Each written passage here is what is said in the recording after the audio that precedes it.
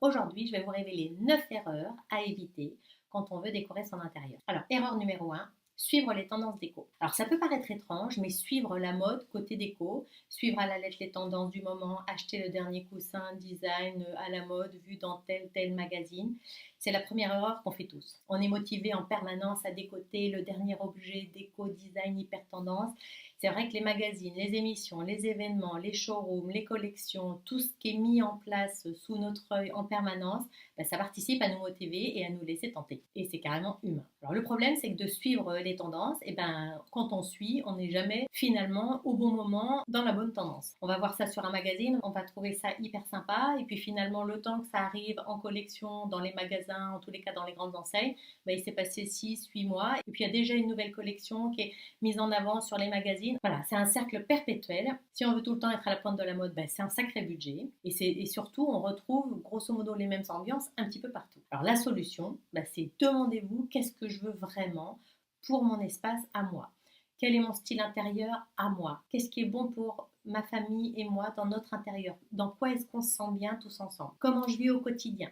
Alors vous pouvez mélanger, assortir les couleurs, les textures, les styles, les motifs, mais rendez en tous les cas votre intérieur personnel. C'est la meilleure chose qui puisse vous arriver, créer un intérieur qui vous ressemble, qui vous permet d'être vous-même. Alors l'erreur numéro 2, c'est opter pour une seule source lumineuse dans une pièce. Alors la lumière, même si généralement c'est l'élément dont on s'occupe en dernier, c'est pourtant l'un des éléments clés de toute décoration. À elle seule, la lumière transforme une ambiance, une pièce, une mise en scène. On considère qu'en déco, comme en photo, la lumière correspond à 50% du résultat. Vous imaginez, c'est énorme. Il est évident qu'une pièce mal éclairée n'est ni confortable ni accueillante. Alors c'est sûr, c'est pratique d'avoir un plafonnier au milieu de la pièce, comme ça on appuie sur un interrupteur, tout était éclairé de façon uniforme et au moins voilà, on a ce qu'on cherche, c'est-à-dire de la lumière. Mais on sait tous, lorsque l'éclairage est balayé par le haut, ça peut être pas du tout flatteur et ça peut donner un éclairage très dur. Alors effectivement, c'est pratique, mais c'est pas du tout suffisant pour égayer toute la pièce. La solution,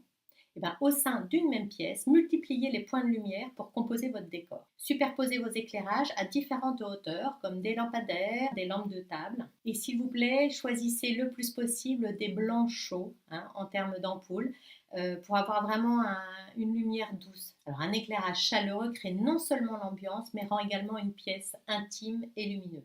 L'erreur numéro 3, c'est ne pas tenir compte de l'échelle. L'échelle et la proportion sont hyper importants dans le design d'intérieur. Si tout est de la même taille ou si tout est trop grand ou trop petit, votre pièce n'aura aucun rythme, elle sera fade, le résultat sera plat. Il est donc essentiel de prendre en compte les hauteurs et les dimensions de vos meubles pour que l'aménagement de votre pièce atteigne son plein potentiel. La solution, c'est l'équilibre. L'équilibre, c'est la clé. Pensez à votre espace un petit peu comme une ville et vous la remplissez avec une combinaison de hauteur et de proportion. Regardez n'importe quel paysage urbain et vous trouverez ce mélange en fait fascinant. Dans les villes, on a des gros buildings larges mais bas, des buildings élancés et très hauts. Voilà, en fait, ça rythme vraiment votre intérieur. Alors lâchez-vous, bougez vos meubles, essayez plusieurs combinaisons d'aménagement. Vous serez sûrement surpris de l'ambiance que vous pouvez créer en osant et en cassant un petit peu les codes et surtout le côté évident de je mets le canapé là, la petite table là. Changez régulièrement vos meubles de place, ça fait un bien fou. On redécouvre des meubles qu'on avait cachés en mettant d'autres choses devant. Faites bouger votre intérieur. Alors l'erreur numéro 4 à éviter, c'est pousser tous ces meubles contre le mur.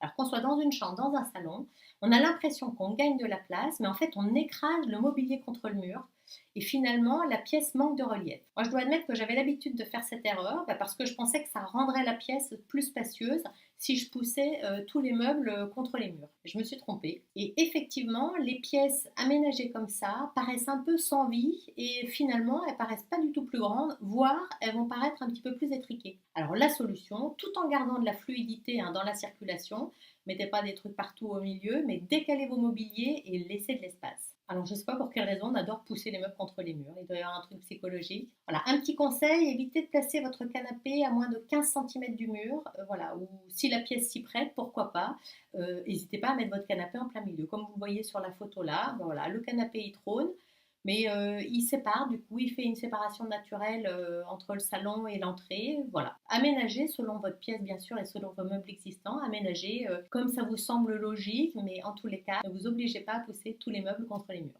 Erreur numéro 5 à éviter en déco, c'est choisir la mauvaise taille de tapis. Alors ça, je ne sais pas pourquoi, c'est pareil, on voit souvent l'erreur, ce qui est vraiment dommage. Parce que le tapis, il a le pouvoir de transformer une pièce. Ça habille le sol, ça masque les imperfections du sol, quand il y en a.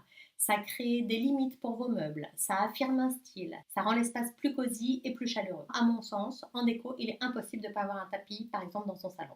Mais c'est pour ça qu'il faut choisir la bonne taille de tapis en considérant l'espace de la pièce.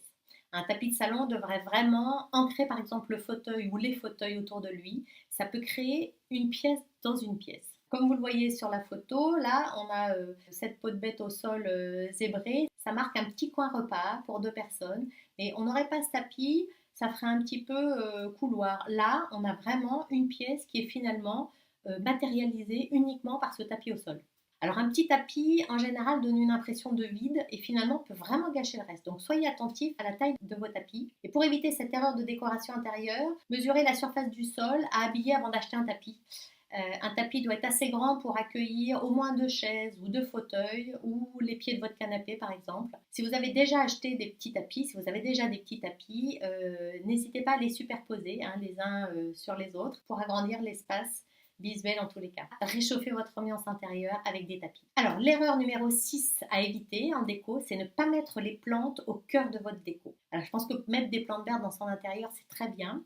Mais mettre des plantes vertes dans son intérieur une fois que la déco est terminée, et donc rajouter juste la green touch, c'est une erreur. Les plantes, elles doivent vraiment faire partie intégrante de votre décoration. Il faut penser votre décoration au démarrage en y intégrant déjà les plantes vertes que vous avez ou que vous comptez acquérir. Donc la solution, c'est de miser sur une pièce maîtresse de plantes vertes dans chaque pièce. Mais par contre, adaptez-le à l'espace disponible, bien sûr. Il faut qu'il soit ni trop gros ni trop petit, en tous les cas, qu'il s'intègre parfaitement à l'espace. Comme sur la photo, vous le voyez, le Monstera qui trône en plein milieu, c'est une des pièces maîtresses du salon. Ça a été pensé comme ça. Moi, j'avais vraiment envie de ce cœur vert au milieu de notre salon. On fait en sorte de circuler autour, mais en tous les cas, il est là, il est bien présent ce Monstera et il nous apporte vraiment plein de bonheur. On le voit, ça sépare un petit peu cette grande pièce en fait, comme un paravent organique en fait. Pensez aussi à mettre des plantes vertes dans les pièces oubliées, les pièces de passage, comme les couloirs, les escaliers ou les pièces d'eau, qui sont souvent oubliées, la cuisine, les salles de bain, les WC. Et l'astuce, bien sûr, c'est si vous n'avez pas la main verte, optez pour des plantes grasses ou des cactus qui sont normalement increvables. Alors, l'erreur numéro 7 à éviter, c'est d'opter pour le total look en achetant tous ses meubles au même endroit ou toute sa déco au même endroit. Alors je vous rassure, on l'a fait tous cette erreur parce que tout est fait dans les magasins de meubles, les boutiques déco pour qu'on achète l'ambiance qui est proposée, c'est fait exprès. Voilà, c'est mieux de pas tomber dans le piège, mais on l'a tous fait. Voilà, on se dit mais tout est tellement bien pensé que je prends tout. C'est comme acheter une tenue complète que porte le mannequin dans un magasin. Ça a l'air bien, c'est même très très bien, c'est harmonieux, mais en fait ça reflète pas forcément votre style à vous ni votre personnalité. Et donc ça c'est dommage. Donc la solution, c'est si une ambiance, un style déco vous plaît vraiment, vous optez pour ce style en choisissant un style complémentaire dans lequel vous irez piquer quelques idées, quelques éléments pour éviter le total look. Donc ajoutez de la personnalité à votre intérieur en ajoutant progressivement des meubles, des objets déco. Une maison, une pièce doit se développer au fil du temps avec des éléments vraiment qui ont du sens pour vous, qui sont ajoutés au fur et à mesure dans votre univers. Alors l'erreur numéro 8 à éviter, c'est ne pas investir dans un meuble dont on rêve.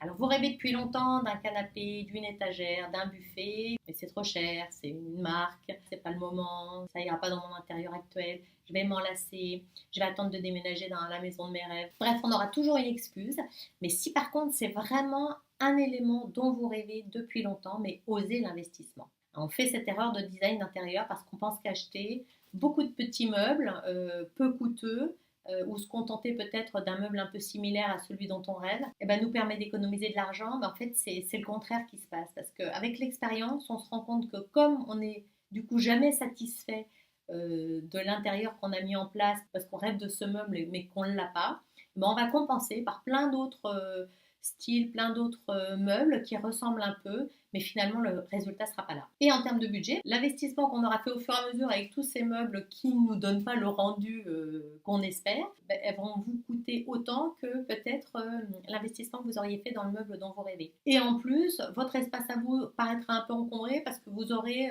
fait pas mal de tests et puis comme vous aurez acheté des trucs, ça vous embêtera de vous en débarrasser. Donc la solution, c'est si vous avez vraiment quelque chose dont vous rêvez, économisez, achetez les meubles que vous aimez, vous, au fur et à mesure. Donc, vous n'êtes pas obligé d'acheter la totale au démarrage quand on s'installe. Construisez du coup après votre ambiance décorative autour de cette pièce de mobilier que vous aurez achetée, qui vous ressemble, qui vous fait vraiment plaisir. Il faut s'entourer d'objets et de mobilier qu'on aime. Et si vous n'avez vraiment pas le budget, ben vous trouverez peut-être le canapé de vos rêves ou votre buffet à un prix moins cher sur un site internet, sur des sites de seconde main, dans une brocante ou pendant les soldes. Donc ça revient aussi à dire qu'il est préférable de ne pas acheter sur un coup de tête. Et quand bien même, vous sautez le pas, vous achetez enfin, après plusieurs années, ce meuble dont vous rêviez, et finalement, vous vous rendez compte au fur et à mesure des années que vous vous en lassez, et bien, il sera toujours plus facile de vendre un meuble de qualité, de marque, à un bon prix, que plusieurs petits meubles bas de gamme qui finalement ont mal vieilli et dont vous ne saurez que faire. Donc pensez-y. Et l'erreur numéro 9 à éviter en décoration d'intérieur, c'est de surcharger l'espace. Installer trop de meubles ou mal les calibrer. Ça revient un petit peu à ce qu'on a dit tout à l'heure sur les proportions. On a tendance à croire que mettre beaucoup de meubles dans son salon ou dans une pièce, c'est synonyme d'un intérieur bien pensé. Mais attention, réfléchissez vraiment à la circulation dans cette pièce. Que votre pièce soit petite ou grande, attention, il faut rester raisonnable et ne pas surcharger l'espace. Pensez vraiment à la fluidité de la circulation. Donc la solution, c'est d'adapter vraiment les dimensions de vos meubles à votre pièce, ni trop gros ni trop petit. Et on a tendance à faire cette erreur, mais ne faites pas d'achat de canapé ou de table, par exemple en pensant à votre future grande maison de vos rêves. Si aujourd'hui vous habitez dans un petit appart, il sera toujours temps de vendre votre petit canapé adapté à votre appart actuel lorsque vous déménagerez dans une plus grande maison. Voilà, adaptez votre mobilier à l'espace où vous vivez aujourd'hui. Mais voilà, j'espère que ce petit guide vous aidera à éviter de commettre ces 9 erreurs que l'on fait tous très couramment en décoration. J'espère que ça vous aidera à créer votre nid douillet dans lequel vous vous sentirez bien, vous et vos proches.